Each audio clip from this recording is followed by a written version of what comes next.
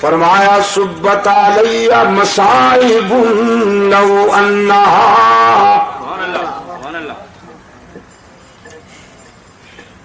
سبت علی مصائب لو انہا سبت علی الایام سرنا لیالیا.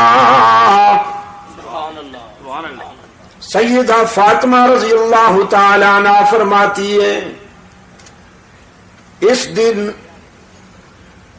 میرے احساسات مجروح ہوئے، میرے جذبات زخمی ہوئے، جس دن رحمت عالم صلی اللہ علیہ وسلم نے یہ دنیا چھوڑ دی. انس ابن مالک رضی اللہ تعالیٰ عنہ فرماتے ہیں فاطمہ زہرا رضی اللہ تعالیٰ عنہ نے ہم سے پوچھا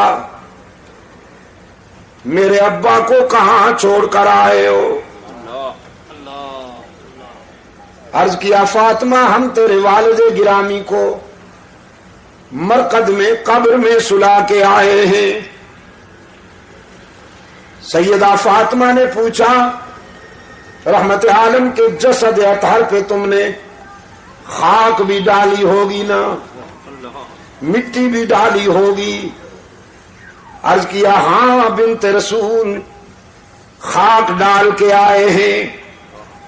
زاروں قطار برس پڑی فاطمہ کی آنکھیں، کہنے لگی وہ ہاتھ تو دکھاؤ جن ہاتھوں سے تم نے محمد عربی کے جسم پہ مٹی ڈالی.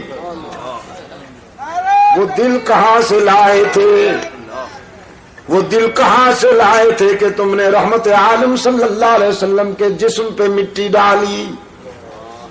تقدیر مسکرا رہی تھی کہ فاطمہ اس دنیا میں جو بھی آئے گا اسے اس مرحلے سے گزرنا ہوگا. لوگ موت سے گھبراتے ہیں اور قرآن کہتا ہے فَإِنَّهُ مُلَاقِيكُمْ. تم ڈرو، گھبراؤ یا بھاگ جاؤ، وہ ٹھیک وقت پر تمہیں ملنے والی ہے. قُلْ إِنَّ الْمَوْتَ الَّذِي تَفِرُّونَ مِنْهُ فَإِنَّهُ مُلَاقِيكُمْ. دھرتی کے سینے پر جب انسان چلتا ہے، حدیث میں ہے ان الارض لتنادی کل یوم 70 مرہ، یہ دھرتی روزانہ 70 مرتبہ ندا دیتی ہے انسان کو، یابن آدم کلوا ما شئتم واستحیتم. او ابن آدم میرے سینے پہ چلتے ہو نا، جو مرضی آئے کھاؤ پیو. کچھ عرصہ کے بعد تم نے میرے پیٹ میں بھی آنا ہے، تمہاری پسلی سے پسلی ملا کے پوچھوں گی کہ کیسے جیے تھے.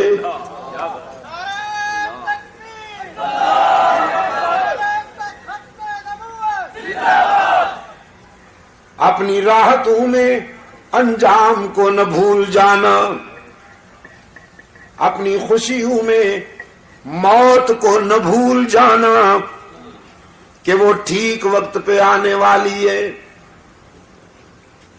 ابن ادہم بڑے روشن ضمیر ہیں، بادشاہ تھے،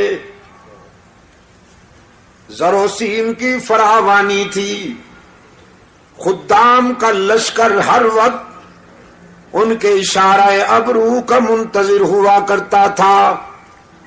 خواب گاہ میں پہنچے، سلیپنگ روم میں، بیڈ روم میں پہنچے. وہ خادمہ بیچاری کنیز جو شاہی بستر بچھایا کرتی تھی، بادشاہ کا بستر بچھاتے ہوئے آرزو پیدا ہوئی کہ چند لمحے اس پر ذرا سو کے تو دیکھوں کتنی راحت ملتی ہے. بستر پہ چند لمحوں کے لیے سوئی.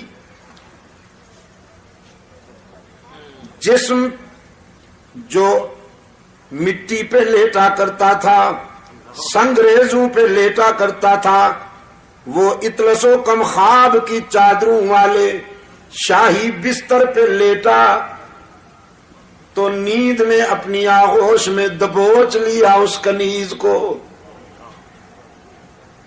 نیند کی وادی میں چلی گئی. اتنے میں ابراہیم ابن ادہم ہاتھ میں درہ لے کر بیڈ روم میں داخل ہوا، خوابگاہ میں داخل ہوا. دیکھا کنیز میرے بستر پہ سو رہی ہے. غصے اور جلال میں پاگل ہو گیا. اس کو جگائے بغیر درے لگا لگا کر سزا دیتے ہوئے یہ سمجھانے لگا کہ تجھے جرت کیسے ہوئی کہ بادشاہ کے بستر پہ سو گئی ہو. وہ بیچاری سٹ پٹا کے اٹھ بیٹھی. پہلے روئی، پھر ابن ادہم کی طرف دیکھ کر مسکرائی. شاہی مزاج میں یہ دونوں ادائیں سمجھ میں نہ آئیں. ابن ادہم کہنے لگا تیرا رونا تو سمجھ گیا ہوں کہ درے پڑے ہیں، ہنستی کیوں ہو؟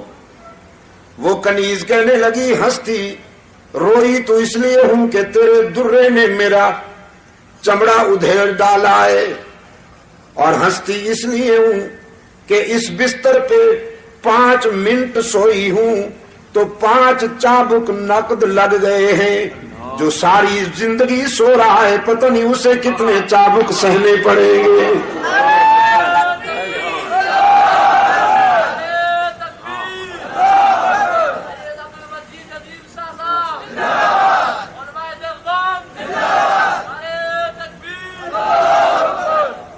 بس اس ایک جملے نے انقلاب بپا کر دیا.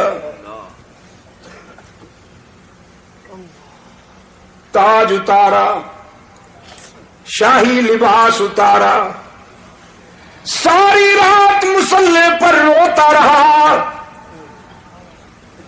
اشکوں سے منہ دھوتا رہا، رب العالمین کے حضور التجائیں کرتا رہا، پروردگار عالم معافی چاہتا ہوں. صبح ہوئی، مشیروں وزیروں کو بلا کر نظام سنبھالنے کو کہا. تخت سنبھالو، بادشاہی تمہارے حوالے کرتا ہوں. مجھے تو زندگی کی حقیقت ایک کنیز نے سمجھا دی.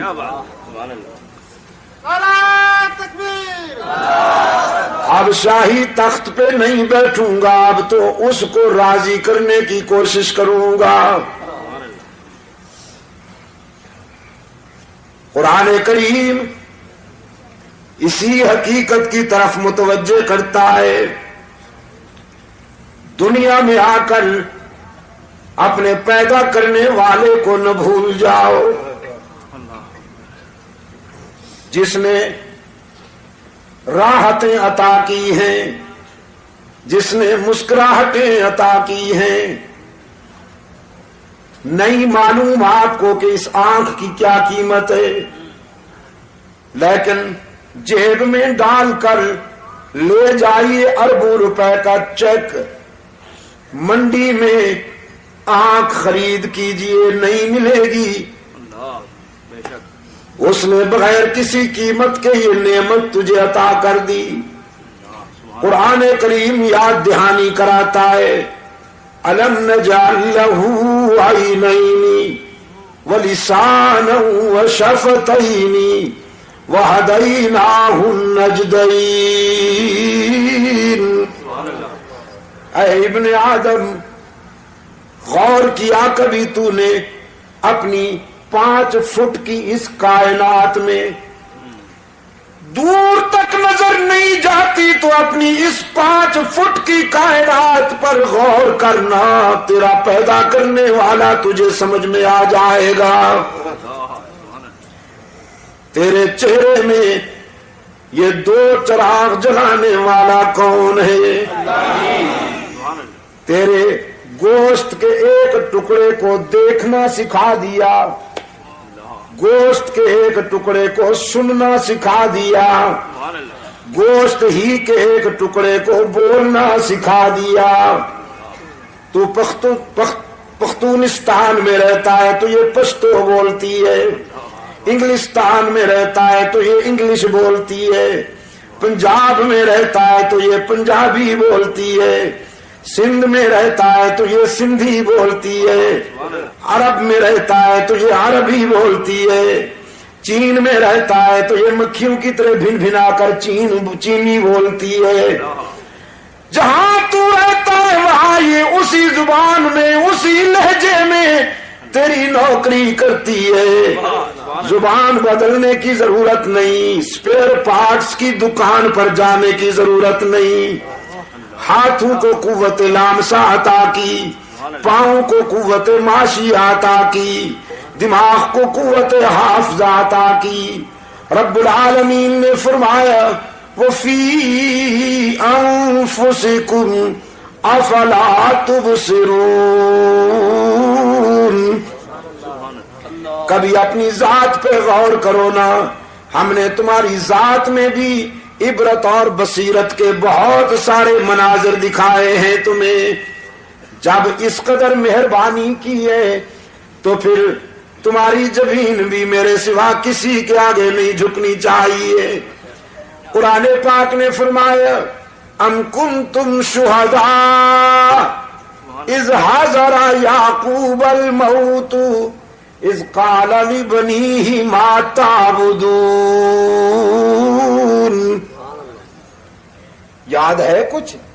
جب یعقوب پر موت آئی اپنے بیٹوں کو بلایا اور بیٹوں کو بلا کر یہ نہیں کہا تمہارے لیے ملیں بنا کے جا رہا ہوں، ذرا اچھی طرح سے سنبھالنا، جاگیروں کا خیال کرنا، کوٹھیوں اور بنگلوں کا خیال کرنا۔ نہیں، یعقوب علیہ السلام نے اپنے بیٹوں کو بلا کے فرمایا ما تعبدون من بعدی، بیٹو میرے بعد کس کی عبادت کرو گے، میرے بعد کس کے سجدے کرو گے، میرے بعد کس کے آگے دامن پھیلاؤ گے، میرے بعد کس کو ہر جگہ موجود مانو گے، میرے بعد کس کو مسجود و معبود مانو گے، علام الغیوب مانو گے۔ ام کنتم شہداء اذ حضر یعقوب الموت اذ قال لبنیہ ما تعبدون۔ پھر بیٹے بھی پیغمبر کے تربیت یافتہ تھے، سب نے نعرہ لگایا نعبد الہک و الہ آبائک ابراہیم و اسماعیل، ہم وعدہ کرتے ہیں ابا جان اللہ ہی کی عبادت کریں گے جو ابراہیم کا معبود ہے، جو اسماعیل کا الہ ہے۔ ہم تیرے سبق کو نہیں بھولیں گے، تیری وراثت کی لاج رکھیں گے، تیرے بتائے ہوئے راستے پر پوری زندگی گزار دیں گے، اللہ کے سوا کسی کو معبود نہیں مانیں گے۔ ہمارا الہ کون ہے؟ یعقوب کے بیٹوں نے وعدہ کیا ہمارا الہ کون ہے؟ مسجود کون ہے؟ شیر شاہ کے شیروں، ذرا شیروں کی طرح بولو نا، توحید کے شیروں ذرا شیروں کی طرح بولو تاکہ شرک و بدعت کی دنیا کے گیدڑ صحیح ہو جائیں۔ ہمارا الہ کون ہے؟ ہی پہ ضرب لگا کے ذرا دائیں بائیں دیکھ کر کوئی بھی کا بیمار چپ بیٹھا ہو یا حیران بیٹھا ہو تو اس سے بھی کہلواؤ قالوا نعبد الہک، ہم وعدہ کرتے ہیں کہ اس کی ہی عبادت کریں گے جو ابراہیم و اسماعیل کا معبود ہے۔ ہم بھی ہر نماز میں وعدہ کرتے ہیں نعبد ایاک، یعقوب کے بیٹوں نے جو وعدہ کیا تھا وہی وعدہ قرآن روزانہ ہم سے بھی لیتا ہے، نعبد ایاک، ایاک نعبد و ایاک نستعین، ہم تیری ہی عبادت کرتے ہیں اور پتہ نہیں وہ دن کب آئے گا یار، پتہ نہیں وہ دن کب آئے گا کہ جب میں پوچھوں تو سب کا جواب صحیح ملے۔ میرا دل کیا چاہتا ہے حاجی صاحب، بھائی حاجی عبدالستار صاحب، میرا جی یہ چاہتا ہے کہ ساری زندگی صرف سورہ فاتحہ کی تفسیر بیان کرتا جاؤں، ہر جلسے میں یہی بیان کروں، اور پھر لوگ کہیں کہ بس جی اس کو تو اس کے سوا آتا ہی کچھ نہیں۔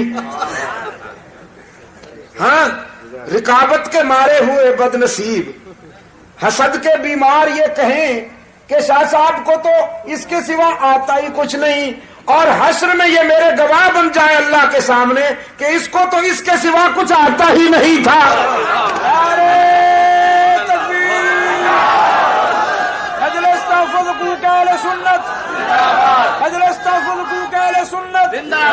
علامہ سید عبدالمجید شاہ صاحب نظیر، خدا کی قسم میں یہ تانا سن کر اپنے دکھ بھول جاتا ہوں، میری تھکان اتر جاتی ہے جب یہ سنتا ہوں کہ مجھے اس کے سوا کچھ نہیں آتا۔